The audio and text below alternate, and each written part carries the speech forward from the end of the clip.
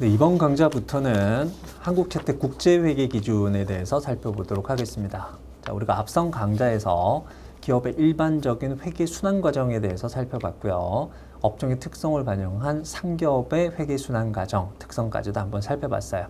자, 이러한 과정들은 회계를 공부함에 있어서 가장 기초적인 과정에 해당했던 부분이고요. 이러한 내용을 바탕으로 해서 여러분들은 궁극적으로 지금 현재 적용되고 있는 회계 원칙에 입각해서 기업들의 회계 처리가 어떻게 움직여야 될지를 여러분들 하나씩 공부를 해 나가셔야 되는 사항인 것 같습니다. 자, 그 중에서 여러분들한테 제시될 수 있는 사항은 우리가 앞서서도 아마 첫 번째 강좌에서 여러분들하고 얘기를 했던 사항인 것 같아요. 재무제표에 대한 정보를 전달할 경우에는 일반적으로 인정된 회계 원칙에 따라서 처리를 해주셔야 된다는 사항입니다. 일반적으로 인정된 회계 원칙에 해당했던 부분은 현재 우리나라 기업들이 적용될 수 있는 사항들은 크게 한 3가지 정도가 있었습니다. 이 부분이 상장 기업들에 적용될 수 있는 한국채택 국제회계 기준이라는 부분이 있었고, 그리고 그 외 기업들에 적용될 수 있는 일반 기업 회계 기준과 그리고 중소기업 회계 기준이 존재를 한다는 사항이었는데요. 여러분들하고는 한국채택 국제회계 기준을 기반으로 해서 같이 얘기를 한번 나눠보도록 할 겁니다.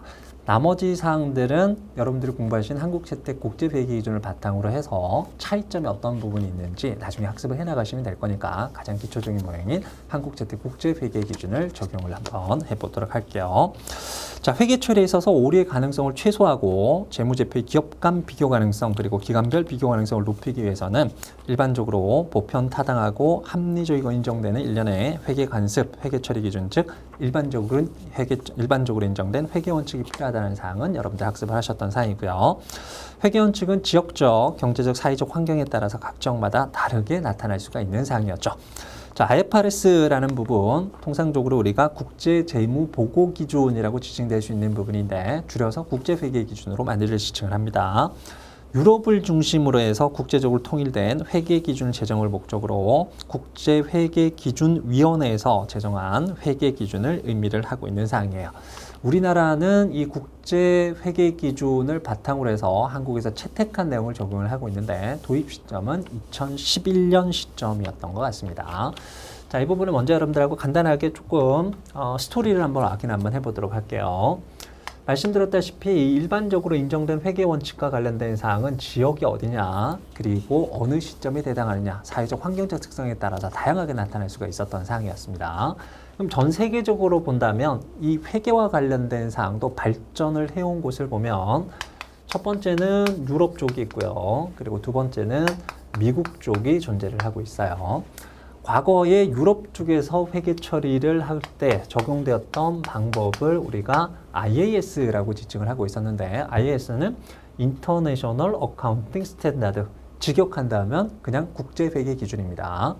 유럽은 아마 전 세계가 자기 중심으로 돌아가고 있다고 생각을 했나 봐요. 그래서 이름도 국제회계 기준이라고 이렇게 붙였고요.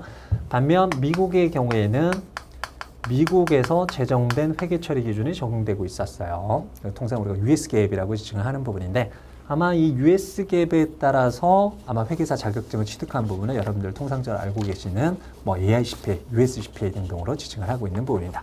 크게 이 두 가지 형태인데, 이 부분을 설명드린 이유는 이 유럽 쪽과 미국 쪽에서 적용되고 있었던 회계 기준이 조금 차이점이 있었단 말이에요. 어떤 부분이냐면 유럽 쪽의 경우에는 상당히 이 회계 기준이 원칙 중심으로 설계가 되어 있었고요. 미국의 경우에는 규칙 중심으로 설계가 되고 있었던 바가 있었습니다. 여기서 말하는 원칙 중심 그리고 규칙 중심의 의미는 이런 부분이에요. 미국의 경우에는 연방 국가이긴 하지만 하나의 국가에 해당했던 부분이죠. 그래서 법률 체계도 미국 내에서는 동일한 법률 체계를 갖고 있게 될 겁니다. 그래서 회계 처리를 함에 있어서도 그 회계 처리가 미국의 법을 위반할 가능성은 없었어요. 그래서 회계 처리를 하면서는 우리나라에서 발생할 수 있는 부분들은 무조건 이렇게 회계 처리를 하자라고 규정을 할 수가 있었던 사항이에요. 마치 여러분들도 알고 계시는 법률 있죠. 법률에 따른다면 예외가 없잖아요. 무조건 우리 이렇게 회계 처리를 하자 등등으로 만들 수가 있었어요. 이런 부분을 우리가 규칙 중심이라고 얘기를 합니다. 반면 유럽의 경우에는 이러한 회계 기준을 만들래야 만들 수가 없죠. 문제점이 되는 부분은 이런 부분이 될 겁니다. 예를 들어서 회계 처리를 무조건 이렇게 유럽 내에서는 하자라고 했을 때 프랑스에서는 아무 문제가 없었지만